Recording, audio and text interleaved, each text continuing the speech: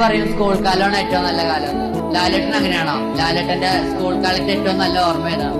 നമ്മുടെ ജീവിതകാലം മുഴുവൻ നല്ലത് കാലമാണെന്ന് വിശ്വസിക്കുന്ന ഒരാളാണ്.